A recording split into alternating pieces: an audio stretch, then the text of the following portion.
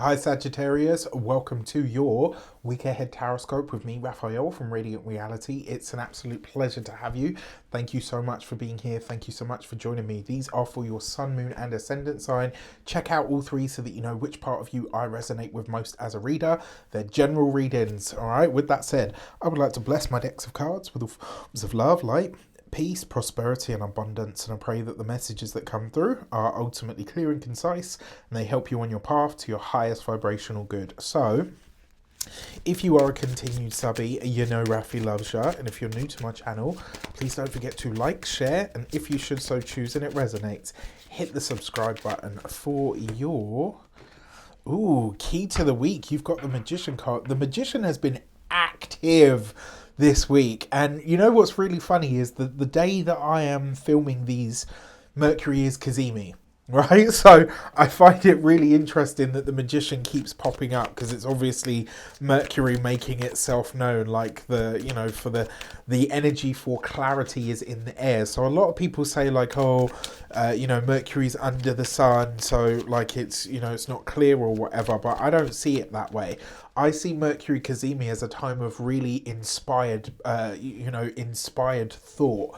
Usually when some bright spark of an idea comes to us in some regard. Now, for your key to the week, you've got the Magician, which means that in all of these different areas of life that we're about to explore, you have everything that you need already currently at your disposal in order to manifest whatever it is that you desire, right? The Magician card also gives us a really solid, what's the word that I'm looking for? Excuse me. The Magician card also gives us a really solid power base. Like in a lot of ways, this card shows up to kind of give you the heads up to say, you are at the peak, right? You're at the peak of your power right now. You're communicating effectively and you are kind of in the right space that you need to be to really be manifesting. So if you're manifesting as you speak this week, make sure that you mind your P's and Q's, right? For your actions and options, you've got the Sun of Cups. So this is the Knight of Cups in this deck. So usually this card represents solid offers, right? So I'm going to start with the options first before we get into your actions, right? Your actions are very much coming from the heart, right? But the options that are available to you this week, there is some chance for you to demonstrate your expertise. There's some way, like the option that is available to you this week is for people to really see what your abilities are, what your power, not powers is a crappy word, what your abilities are, right? In the workplace, maybe even in the setting of a relationship. You're being given the spotlight this week in order to really show up and demonstrate who you actually are and what you are truly capable of, what you really have to offer. And this isn't just about your stuff or even your smarts, it's really about your emotional intelligence as well. For your communications and conversations, you've got the Tower card. So look, there is going to be some news this week that potentially, there is going to be some news this week that potentially not off-puts you, but there's some news that comes in that's quite disruptive, right? This is information that when it reaches you, it will make you stop and kind of go, okay, I need to process this before I move forward. Remember, the Tower card is a very disruptive, a very shocking energy. And, in the communication sector, it's information that kind of throws you for a loop. For those of you that are studying or in some form of academia, this could be where you are called upon to give an idea or an input of some sort that has people kind of taken aback. You might find this week that maybe, and this is your communications in general, maybe your political views come out into the forefront, maybe your honest opinion reaches public eyes or ears in some regard and people are very shocked about what they are or whatever the case might be. Just remember that regardless of whoever thinks whatever about the way that you feel about something, you are entitled to your opinion. As long as that... No. As long as you're not enforcing that opinion in a way that is damaging to another human being, You can believe whatever you want to believe. You can have the opinion of whatever you have. Like, it's like one of the things that I really hate that we've got at the moment, and it's like, oh, everyone's like, oh, you're allowed your opinion, but your opinion is wrong. Like, fuck you. My opinion is my opinion. If you don't like it or agree with it, I'm not shoving it down your throat, but I'm entitled to my opinion. That's how freedom and liberation actually work. We may disagree on whether my opinion is right or wrong, but I'm allowed to have it. And this is, I get into this a lot. I remember about 2 years ago, I had this massive debate in the comments about someone was like, oh, well, don't you think that it's bad that this person thinks that you shouldn't exist because of your sexuality? And I was like, babe, I didn't even fucking know this human existed until I saw this article and I commented on it. But until then, I literally didn't know that he was even, I didn't even know that he existed. Why on earth would I allow that person's opinion or whatever it is to upset or offend me? Like, yeah, do I think you're a douchebag? Of course, because you feel like I shouldn't exist. Who are you to say that? But do you think that it bothered? Like, no. When I say like it doesn't bother me, what I mean is I'm not now going to go on a crusade because of this person. I literally didn't know you existed until I saw the article. Why would I let that run my life? He is allowed his opinion. Even if it's upsetting to me or whatever the case might be, he's allowed his opinion.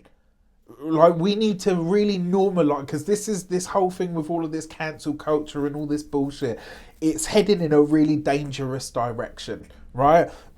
As long as he's not at my front door threatening me with knives and guns and all the rest of it, let him have his opinion. Whether I agree or not is irrelevant, really. I have my own opinion, and that is that. Anyway, tangent, soapbox moment, sidebar, Rafi ran over. For those of you that are employed, sorry, for those of you that are employed, there is likely to be you thrust into a position of leadership this week. You may very well find that either your boss calls in sick, or maybe they just walk out.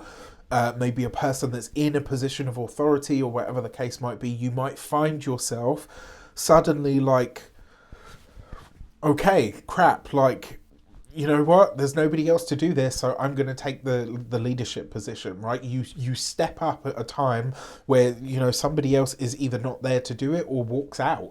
When it comes to your, those of you that are business owners, entrepreneurs, solopreneurs, people that work for themselves, there's a few ways this could show up. One of them would be like a massive influx of work or business, which, yay, right? But this could be a massive influx of business that comes in that you're unfortunately not really equipped to deal with, but you will make your way through it. It's also possible that a client could suddenly leave. That's also a possibility. And on the other side of it, it's also possible that what's the word? It's also possible that your business may be thrust into the limelight in some way. Maybe something you put out goes viral. Maybe you get some sort of big recognition. Maybe you get a big fish client. I call them big fish clients, like when they're big corporate companies or somebody that's like a HNI, high net worth individual, etc. I've got... Anyway... for those of you that are retired and no longer working, no, don't ask me, because I know you're going to be some of these are going to out here in the comments like share. It's not happening. For those of you that are retired and no longer working, this Tower card with the Knight of Cups, this will be somebody that asks something of you this week, and it might be a big ask. This could be, maybe one of your, if you have them, nieces or nephews comes to you and says, look, I've got this situation. Please don't tell mum and dad. It could be that, a partner comes to you and says, look, this is happening and I don't want you to tell the kids. It's like, whatever it is, it will be a big ask. And, how you navigate this obviously has to be on you, but it might be one of those times where at the time you just kind of go along with it. and then you say after, like, right, you put me in a really shitty position and we need to talk about this now. When it comes to your love and relations, you've got the Six of Swords. So if you've had problems, challenges or issues in your relationship, they are getting much better. Potentially because you have a blowout with your partner. That's very possible, because the Tower card tends to show up with disruption. All right, now the Six of Swords is where things are improving. It's also possible that your partner or you could end up needing to travel, like almost instantly, and there's no time to talk about it. So you might end up needing to travel, and so therefore you're spending a bit of time away from each other. When it comes to those of you that are single and looking, if your dating life has been, a bit sort of, excuse my language, but a bit shit, it's about to improve, like, in a big way. This Six of Swords means that from here on in, you're on an upward trajectory where there are going to be options and there are going to be sort of interactions that are possible at this time. So love that for you. And then for your money and materials, you've got the Seven of Pentacles. So the Seven of Pentacles with the Magician, you have an idea that could be very lucrative for you, but the challenge that you have, I feel anyway, is that you kind of know that once you start this, you're not going to be able to back out of it. And so it's like, okay, if I go down this route, I'm kind of locked in. It could be as well for some of you that you're already in something that eventually when it takes off, it's going to be great. But you're kind of like, okay, well, I'm too far into this to turn back and I'm not where I need to be. What do? You just keep going. That's it. That's the option that you have, I'm sorry to say. When it comes to your physical health and vitality, the Seven of Pentacles is the neck, the throat, and the voice. Because you've got this in the communication sector, my dear Saggies, this week, watch out for your voice. All right, watch out for your vocals, especially if you do something like what I do and your voice is important. Watch out for that this week, all right? And then when it comes to your home and environment, this is always working for me. The Seven of Pentacles is where you're working on the garden, the external element of the home, you're doing the landscaping. If you don't have a garden and you've only got a balcony, maybe you're doing that. If you don't have even a balcony, maybe you're looking at how to bring the outside into your apartment, and you will be able to do it with a little bit of time and thought. Now, also worth mentioning, enrollment for my tarot course opens on the 18th of this month, closes on the 30th. Remember, there's only 20 spaces, so if you want to learn how to read tarot like me, if you want to get some of my I literally give away all of my tips and tricks and my hints in the course. So if you want to get that, you can get that on enrollment will open on the 18th, all right? You'll be seeing it all on my socials and stuff anyway. Let me know how this shapes up in the comments. Take care, and I'll see you soon.